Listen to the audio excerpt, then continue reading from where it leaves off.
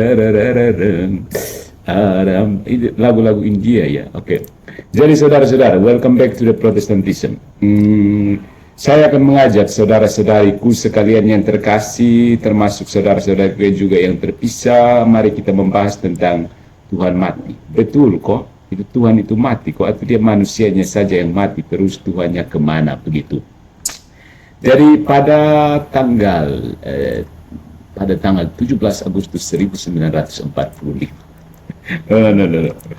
Bercanda. Oke,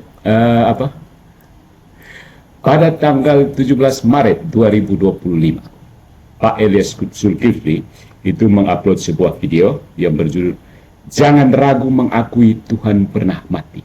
Salah memahami 1 Petrus bab 3 ayat 18 berpotensi mirip Nestorianisme." Bagus, keren. Pak Elias, menurut saya setelah menonton videonya, saya sependapat dengan dia. Jangan ragu mengakui Tuhan pernah mati. Itu hari Sabtu kan, orang Katolik itu merayakan Tuhan yang mati pada hari Sabtu, haleluya. Itu benar-benar Tuhan mati. Kemudian pernyataan Bapak Elias ditanggapi oleh apologet Katolik Kristen yang cukup handal bernama Yididit Yuli. Apresiasi untuk beliau. Pada tanggal 25 Maret tahun 2025, ya beberapa hari lalu kata. Videonya berjudul "Tanggapan Saya untuk Bang Zul. Hati-hati mengatakan Allah mati." Menarik ya. So, jadi bagaimana? Kita mau bilang Allah mati atau jangan Allah mati? Karena gereja Katolik secara khusus merayakan Allah mati pada Sabtu Haleluya, bukan Sabtu Haleluya, hari Sabtu Suci, hari Sabtu kosong. Nah, saya akan mengajak kita saudara-saudari untuk melihat jawaban bagaimana gereja Katolik berbasiskan filsafat realisme menjawab kedua pertentangan ini. Kita akan lihat. Jadi saya lihat ya DKC juga ada mempersiapkan tanggapan, bagus itu. Karena keduanya bisa membingungkan orang Katolik, bukan? Teman-teman kita yang Muslim akan bertanya kepada itu, oh Tuhan kok mati? Nah orang Katolik akan, iya memang Tuhan Yesus mati kan? Tapi di satu pihak, Allah kok bisa mati? Terus kita menjadi kebingungan. Oke. Kita tinggal kalau ambil ayat sih bisa bingung. Karena ayat ini mengatakan ini, ayat ini mengatakan ini. Akhirnya kita terpengaruh dengan teman-teman kita Muslim yang, itu Alkitab kamu kontradiktif, bukan? Kemudian dengan senang hati Patrus Allegro mu'alaf lalu mengatakan, itu kamu punya Alkitab, punya orang Kristen kontradiktif, aku tidak percaya. Tapi bukan seperti itu maksudnya. Maksudnya kita memahami dengan baik apa maksud kontradiksi. Jadi, saudara-saudariku, kematian Yesus Kristus di kayu salib merupakan pusat iman Kristen, tetapi pemahaman tentang bagaimana natur ilahi dan manusiawinya terlibat dalam kematian itu masih menjadi perdebatan teologis. Ya. So, ini orang smart.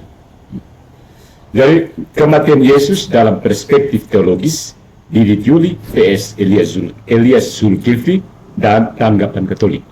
Jadi ada dua pandangan utama yang muncul setelah menyaksikan dua video ini.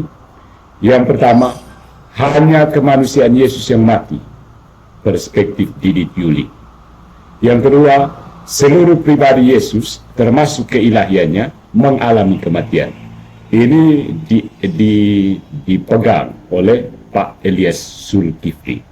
Nah, saya mengajak kita, saudara-saudariku, membandingkan kedua pandangan tersebut, kemudian menganalisisnya dari perspektif Katolik berdasarkan logika Thomistik, dan menyajikan sintesis teologis yang seimbang sesuai dengan ajaran gereja Katolik berdasarkan KGK nomor 626 sampai 631. Baca sudah sekarang yang Katolik. Kalau tidak nanti bilang itu Patrus Allegro itu omong-omong saja. Ini ajaran magisterium loh, tapi maksudnya pernyataan di KGK itu sudah packed, ringkas, singkat, padat, dan jelas. Tetapi bagi yang belum jelas bagaimana? Mari kita elaborasi. Vamonos. Yang pertama, perbandingan pandangan Yididit Yuli dan Pak Elias Zulkifli. Ya, kita sebut saja karena ya kebetulan kita temukan di sosial media seperti itu dan tentu saja mempengaruhi informasi yang kita serap kan. So, yang pertama, pandangan dari Didit Yuli, hanya kemanusiaan Yesus yang mati. Argumen utama dari Pak Didit adalah keilahian Yesus tidak bisa mati karena Allah bersifat kekal. Yaitu 1 Timotius bab 1 ayat 17. Ya. Kemudian ada ayat berikutnya, 1 Petrus bab 3 ayat 18, dibunuh sebagai manusia, dibangkitkan menurut roh. Ini menunjukkan bahwa hanya tubuh jasmani yang mati. Ya kan Pak Didit? Saya tidak salah tangkap ya. Kalau salah tangkap, let me, correct me. Doktrin pendukung dari Pak Didit adalah konsili Chalcedon. Dua natur tidak terpisah tapi berbeda. Dua natur tidak terpisah tapi berbeda. Distinctio non separatio. Oke. Kemudian menolak konsep Allah mati. Ya, God is dead. Kata Friedrich Nietzsche, God is dead. Tapi Didit Yuli tegas menolak Allah tidak mati. Allah mati. Dia menolak konsep bahwa Allah itu mati. Allah itu mati. Dia menolak konsep Allah mati ini. Alasannya apa? Ini sebagai modalisme atau sabellianisme. Ya. Itu patripasionisme. Ya, kalau bidat paling kunonya, patripasionisme. Artinya Allah Bapa juga menderita. Ya. Jadi maksudnya, yeah, it makes sense. It seems plausible. Jadi dengan menolak konsep Allah mati, Didit Yuli sebenarnya berusaha untuk menolak modalisme dan sabellianisme, yaitu bidat yang menyamakan Bapa dan Anak secara mutlak, yang berbasis pada bidat patripasionisme. Artinya Allah Bapa, patris, pater, patris, Bapa, pasio, menderita, patripasionisme. Itu akar dari bidat modalisme dan sabellianisme. Nah, kekuatannya di situ ya. Tetapi ada kelemahan dari Didit Yuli, pandangan Didit Yuli. Resiko terdengar seperti Nestorianisme, dan justru inilah yang diwanti-wanti oleh Pak Elias Zulkifli. Resiko terdengar seperti Nestorianisme yang memisahkan dua natur secara ekstrim. Nah, saya kan pernah menanggapi debat Pak Pendeta MYM itu karena itu. Mengatakan bahwa hanya natur kemanusiaannya yang mati dan resiko tanpa sengaja jatuh ke dalam Nestorianisme. Ya. Jadi kalau dipahami. Itu tentang pandangan Didit Yuli. The next, pandangan Pak Elias Zulkifli. Seharusnya pandangan Pak Elias Zulkifli yang pertama ya, tapi saya sudah terlanjur susun Didit Yuli dulu. Karena dia yang menampilkan videonya yang pertama. Pandangan Pak Elias Zulkifli, ya, pada tanggal 17 Maret. Keilahian Yesus juga terlibat dalam kematian. Keilahian Yesus terlibat juga dalam kematian. Argumen utama dari Pak Elias ini adalah ayat seperti 1 Korintus bab 11 ayat 26, kematian Tuhan, dan Wahyu bab 1 ayat 18, aku telah mati, menunjukkan kematian melibatkan seluruh pribadi Yesus. Kematian ini melibatkan seluruh pribadi Yesus ya. Demikian argumen dari Pak Elias. Kematian adalah pengalaman relasional, pengalaman ya, relation. Keilahiannya terpisah dari Bapa sementara, bukan berhenti eksis. Di sini sudah Pak Elias rupanya berbasiskan Thomisme, ya, pengalaman relasional. Karena kematian dari prinsip Thomistik itu artinya separatio anima et corpus, separatio corpus et anima. Jadi rupanya ada bau-bau Thomistiknya ya dari argumen Pak Elias. Oke, kematian adalah pengalaman relasional. Keilahiannya terpisah dari Bapa sementara bukan berhenti eksis, tapi rupanya tidak persis Thomistik. Nanti kita akan lihat. Nah, doktrin pendukung dari argumen Pak Elias adalah penekanan pada hypostatic union, ya, kesatuan hipostatis. Dua natur tak terpisah dalam satu pribadi. Jadi penekanan Pak Elias itu, penegasannya itu pada hypostatic union. Hypostatic union. Kalau Didit Yuli tadi dia melihat pada duinaturnya dari konsili Chalcedon, duinatur. Sementara ya memang bahas teologis ini kaya sekali ya. Saya dilihat dari perspektif seperti apa prisma dengan spektrum cahaya. Nah, kelemahan dari argumen Pak Elias ini adalah frase Allah mati itu berisiko mengaburkan sifat kekal Allah. Risiko, maksudnya ada there is risk, ya, mengaburkan sifat kekal Allah, sehingga kita bisa diolok oleh teman-teman kita Muslim yang melihat dari luar. Oh, Allah kok bisa mati? Ya, Tuhan Kristus saja yang bisa mati. Tuhan kami tidak mati, Tuhan kami kekal. Nah, beberapa orang yang tidak paham akhirnya, oh betul ya, Tuhan Kristus bisa mati. Kalau begitu aku pindah saja Tuhanku. Nah, itu yang pertama, perbandingan pandangan. Yang kedua, mari kita bahas dari perspektif Katolik berdasarkan logika Thomistik. Sebenarnya dua hal itu sudah bisa, tapi itu masing-masing bisa berisiko. Dua-duanya benar, menurut saya. Dua-duanya benar, tapi bagaimana? Terus kesimpulannya apa? Kalau begitu, tidak bisa dua-duanya. Maksudnya, terus bagaimana cara yang tepat, sintesis yang tepat dari pendapat yang menekankan hipostatik union dan pendapat yang menekankan duinatur Kristus. Nah, berdasarkan perspektif filsafat Thomas Aquinas, ada prinsip dasar ya dari Thomistik. Yang pertama, ada hipostasis atau kesatuan pribadi. Ya. Yesus adalah satu pribadi dengan dua natur, natur ilahi dan natur manusiawi. Ya, divinus, dan manusia ini apa? Humanus, divinus dan humanus, ilahi dan manusiawi, yang tidak tercampur, tidak terpisah. Yang kedua, kematian hanya berlaku pada natur manusiawi. Di sini kelihatannya Dodi sudah benar, Didit hampir benar. Kematian hanya berlaku pada natur manusiawi. Yang mati tubuh dan jiwa manusiawi Yesus, yang tidak mati keilahiannya, karena Allah tidak bisa mati. Mari kita elaborasi. Kenapa ini? Kematian hanya berlaku pada natur manusiawi. Santo Thomas Aquinas ini dalam Summa Theologiae Pars Tertia, question 50, menegaskan bahwa kematian Yesus harus dipahami melalui prinsip yang ini. Operasi atau tindakan atribut pada natur, bukan pada pribadi secara langsung. Operatio atribut pada natur, bukan pada pribadi secara langsung. Artinya, kematian adalah properti natur manusiawi. Properti dari natur manusiawi. Karena segala yang fana bisa mati. Nah, sementara keabadian adalah properti natur ilahi, karena Allah tidak terbatas dan tidak bisa mati. Nah, pribadi Yesus sebagai hipostasis, subsistensi, ini konsep yang diperkenalkan oleh Santo Thomas, subsistensi, itu dia mengalami kematian hanya melalui natur manusiawi. Jadi, pribadi Yesus Kristus mengalami kematian melalui natur manusiawinya. Oke, kita perjelas apa yang mati dan yang tidak mati. Apa yang mati dan yang tidak mati.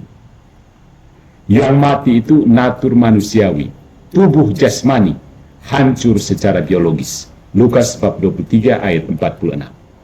Yang tidak mati, natur ilahi, sifat ilahi, tetap maha kuasa, maha tahu, dan hadir di mana-mana. Kolose bab 1 ayat 17. Kedua, jiwa manusiawi itu mengalami kematian, terpisah sementara dari tubuh. Matius bab 27 ayat 50. Sementara yang tidak mati itu relasi trinitas tetap ada meski relasi manusiawinya dengan Bapa terputus. Matius bab 27 ayat 46. Yang ketiga yang bisa mati itu pengalaman manusiawi. Ada rasa sakit, haus, dan keterbatasan. Ini lebih lanjut ya, lebih luas ya. Rasa sakit, haus, dan keterbatasan. Yohanes bab 19 ayat 28. Dan yang tidak mati atau natur ilahinya itu adalah kekuatan ilahi tetap mempertahankan alam semesta. Ya, ini sering pertanyaan diajukan oleh polemikus-polemikus Islam ya. Kalau Tuhan mati, siapa yang mengatur alam semesta? Kekuatan ilahi ini tidak mati, tetap mempertahankan alam semesta.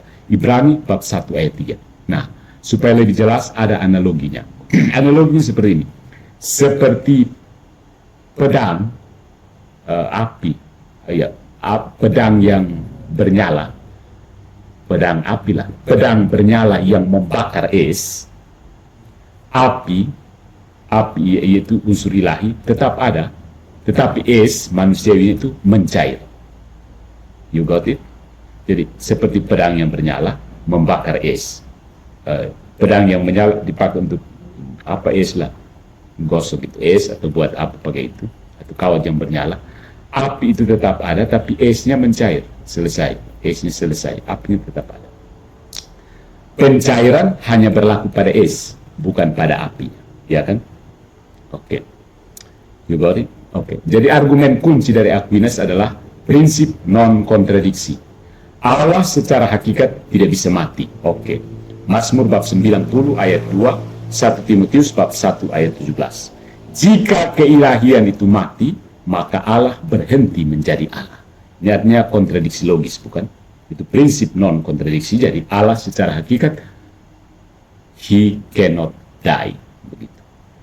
Yang kedua, masih dalam argumen kunci Aquinas, ada kesatuan pribadi dengan dua natur. Kesatuan pribadi dengan dua natur. Yesus sebagai pribadi mengalami kematian, ya. Tetapi hanya melalui natur manusiawinya.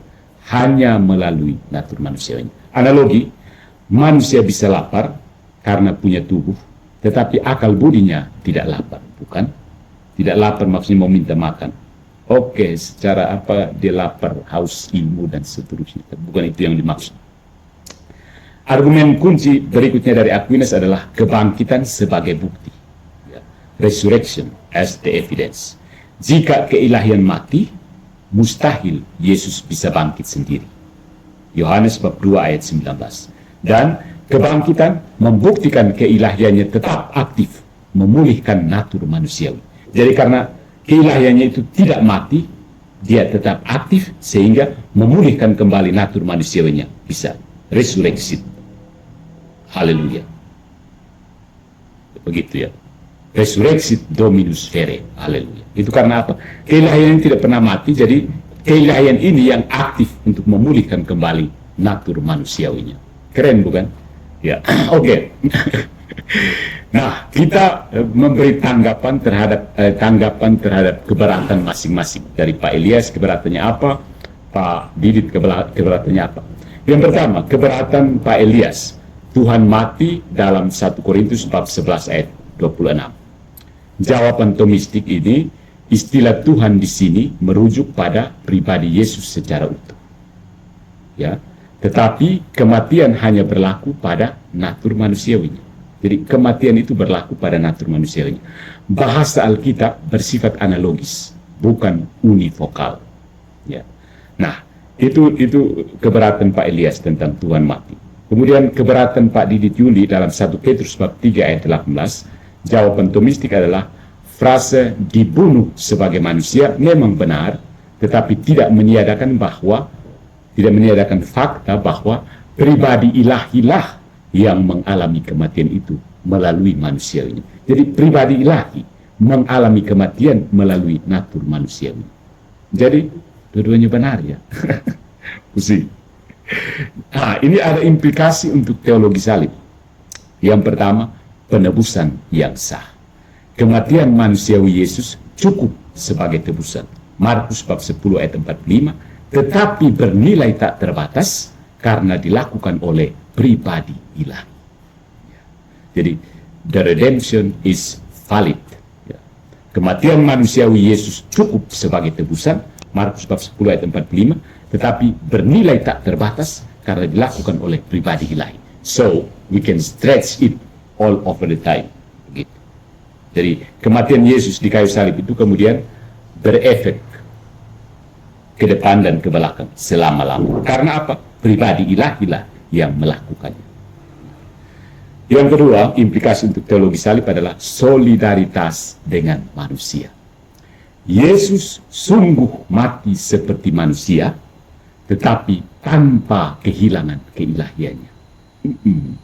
Sampai sini I am speechless. Yesus sungguh mati seperti manusia, tetapi tanpa kehilangan keilahiannya. Jadi, bahasa yang tepat dari perspektif teologi salib, Allah mati itu salah pada pandangan pertama karena mengaburkan sifat ilahi.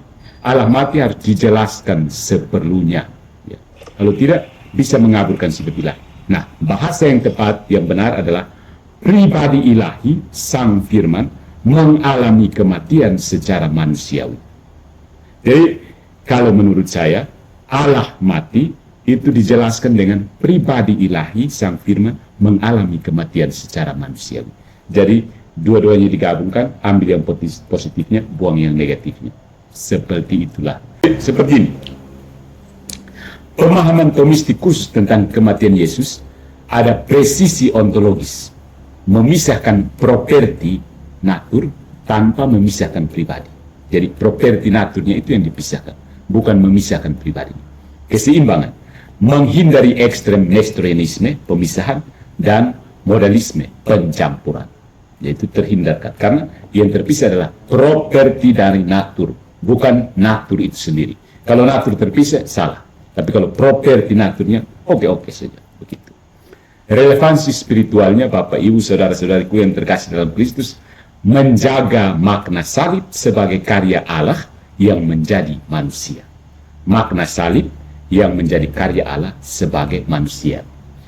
Saudara-saudariku yang tertarik untuk memperdalam omong-omong ini, bisa baca Summa Theologiae dari Thomas Aquinas, buku ketiga, pars 3, question 50. Jadi biasanya kalau kamu baca Aquinas, Summa Theologiae part 3, bagian ketiga, pertanyaan ke-50, Q50, artikel 3 sampai 4. Dan di Early Church Fathers bisa baca De Incarnatione Verbi dari Athanasius dari abad keempat. De Incarnatione Verbi itu bahasa Latin, artinya tentang inkarnasi Sang Firman. Silakan perdalam lebih lanjut. Saya hanya memantik saja. Nah, kita melihat bahwa ternyata ada solusi Aquinas terhadap paradoks. Ya, kekristen itu penuh dengan paradoks ya, sehingga kita harus secara cerdas dan cermat menjelaskan paradoks itu. Paradoks itu bukan berarti tidak logis. Ya. Analoginya seperti ini. Tadi yang sudah analogi tadi, pedang dan es, api yang membakar kayu. Seperti api yang membakar kayu, api keilahian tetap ada, tetapi kayu manusiawi habis terbakar. Nah, penjelasan tentang Matius bab 27 ayat 46, Eli, Eli, lama sabachthani. Penderitaan Yesus nyata secara manusiawi, tetapi tidak mengubah keilahiannya. Tidak mengubah keilahiannya. Jadi ini menghindari dari ekstrim patripasionisme. Artinya Allah Bapa ikut menderita di kayu salib. No.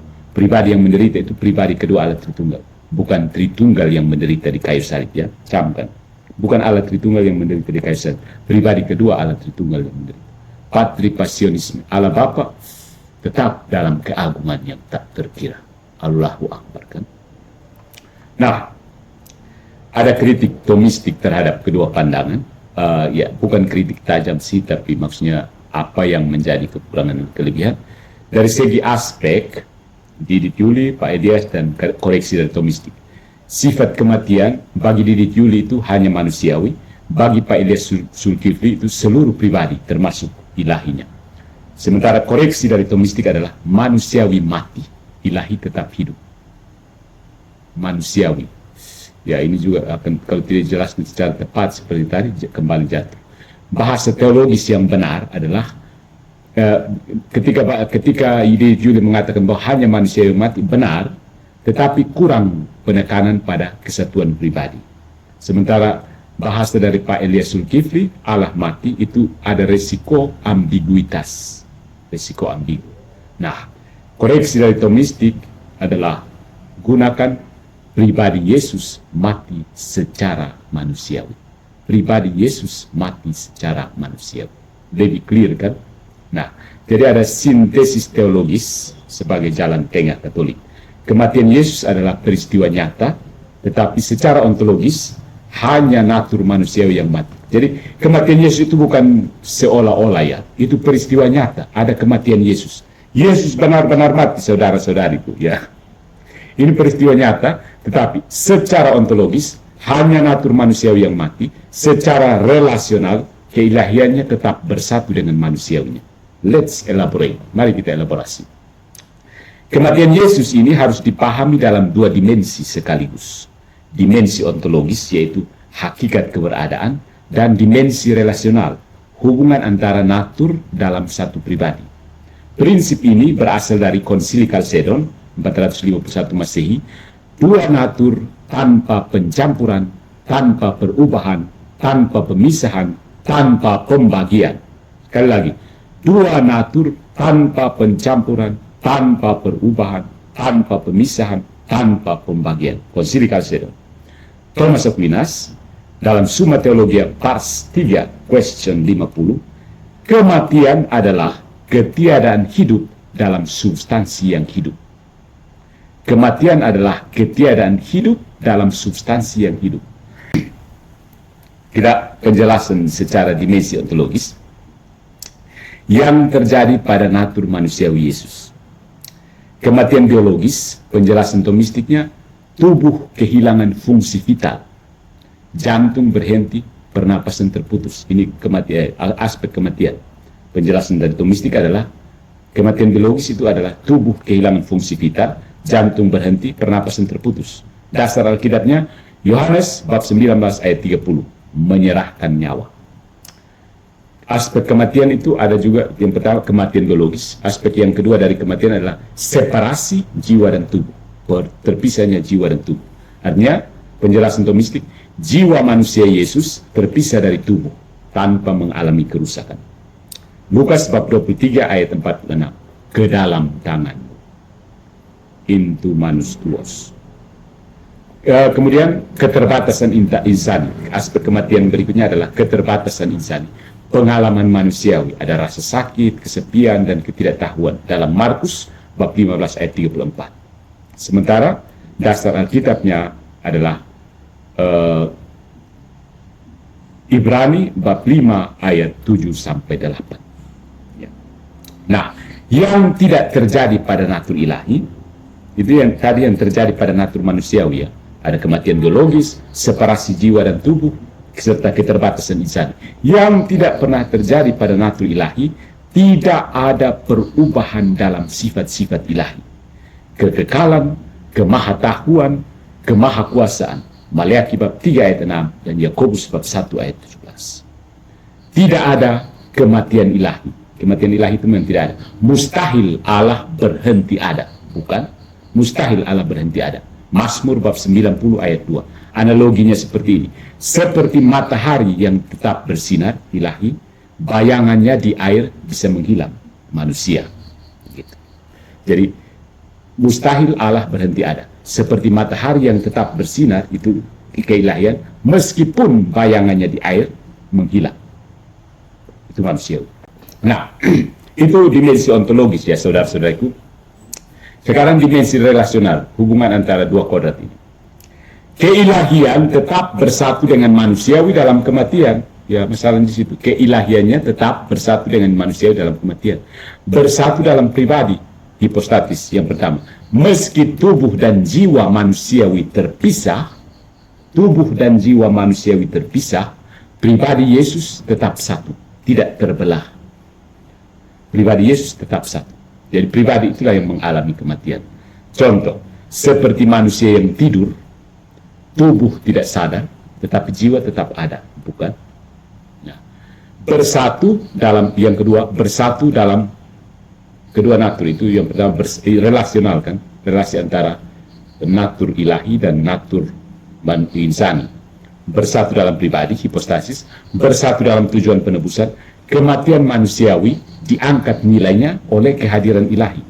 Ibrani bab 9 ayat 14.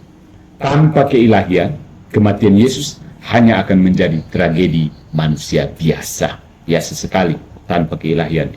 Kalau hanya Yesus saja yang mati, kemanusiaannya saja yang mati, ini berarti tragedi manusia biasa sih. Tuhan tidak mati, jadi apa bedanya dengan manusia lain yang mati, kan? Begitu. Nah, bersatu itu bersama, bersatu dalam pribadi, bersatu dalam tujuan penebusan, dan bersatu dalam kuasa kebangkitan. Kebangkitan terjadi karena natur ilahi memulihkan natur manusiawi. Yohanes bab 10 ayat 18. Bahaya jika diabaikan, jika hanya ontologis, risiko nestorianisme, seolah dua pribadi terpisah. Kalau hanya lihat aspek ontologisnya saja, menjadi risiko nestorianisme, seolah dua pribadi terpisah. Tapi kalau hanya relasional dan mengabaikan yang ontologis, risikonya monofisitisme, ya, seolah natur ilahi menelan manusiawi. Jadi harus dilihat lengkap ontologisnya dan relasionalnya. Contoh kasus teriakan disalib, Eli Eli lama sabachthani, Matius bab 27 ayat 46. Aspeknya, Allahku, mengapa kau tinggalkan aku?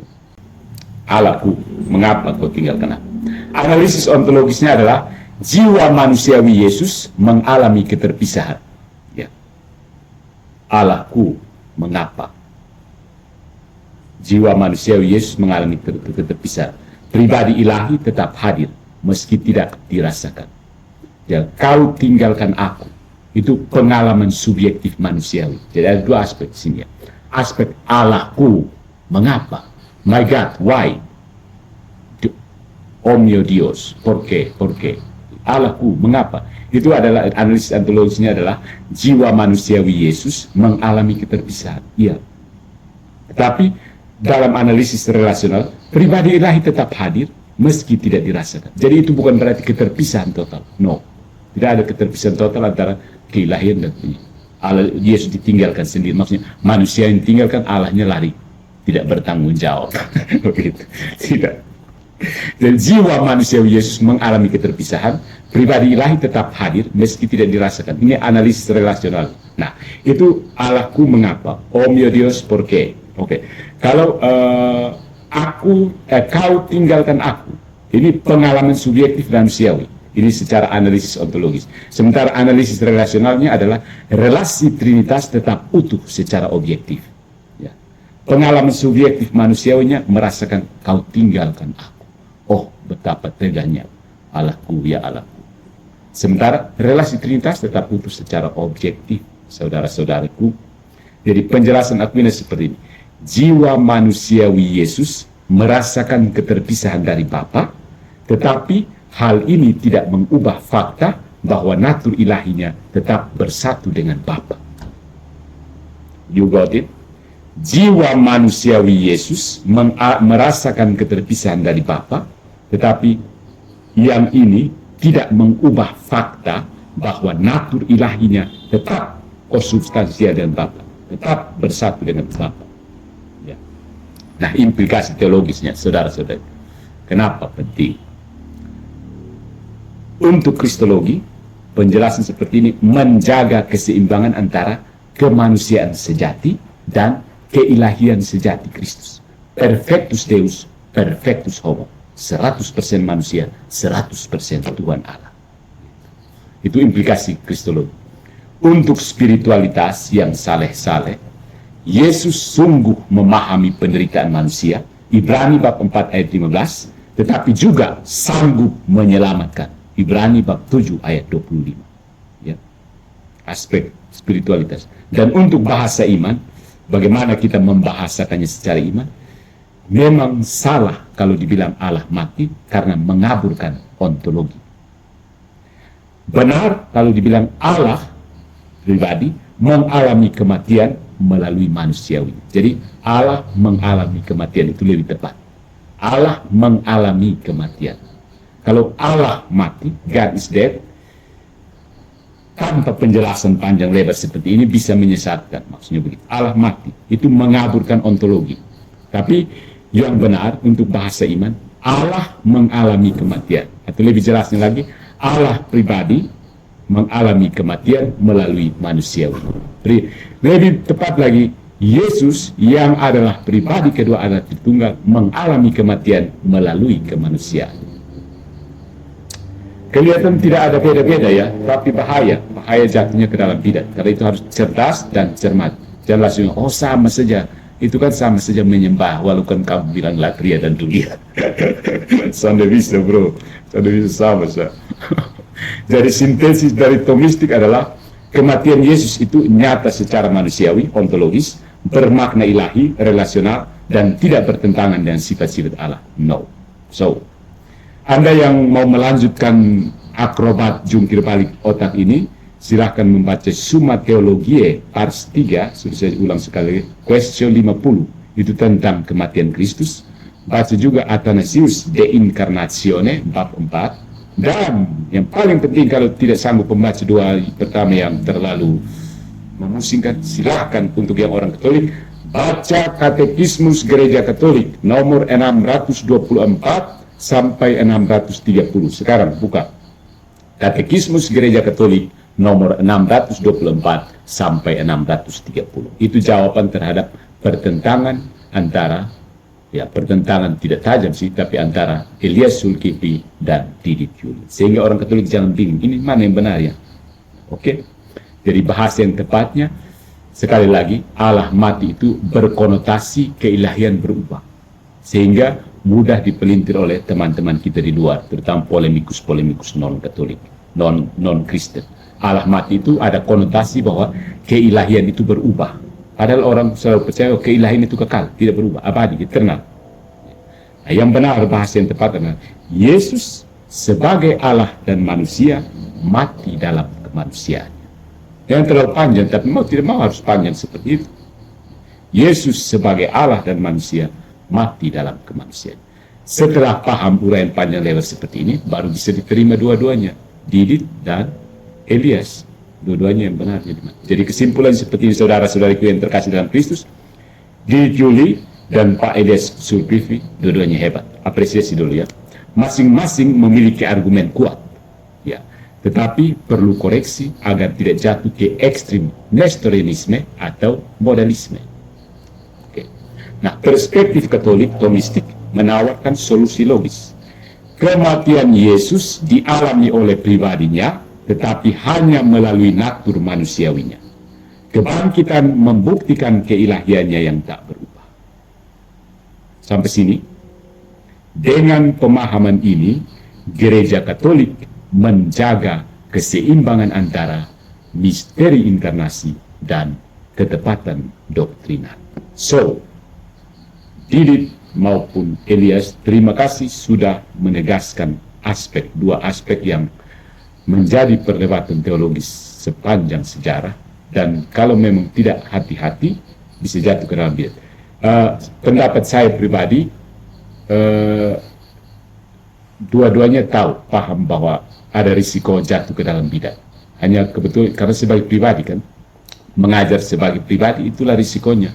Kalau menegaskan seperti ini bisa jatuh ke, tidak ada otoritas magisterium misalnya yang menjaga tetap, sehingga misalnya orang mau ikut Elias tanpa cermat bisa jatuh ke dalam bidat. Orang hanya ikut Didit Yuli saja tanpa cermat itu juga jatuh ke dalam bidat yang dikhawatirkan oleh Pak Elias misalnya. Sama-sama ada risiko. So, welcome back to the Catholic Church where segalanya dijaga dan diteguhkan oleh magisterium dengan otoritas ilahinya sendiri, menjaga keseimbangan antara misteri inkarnasi dan ketepatan doktrinal. Sampai jumpa di rimba protestantisme berikutnya ya. Oke, aku berhenti dulu karena aku mau makan malam.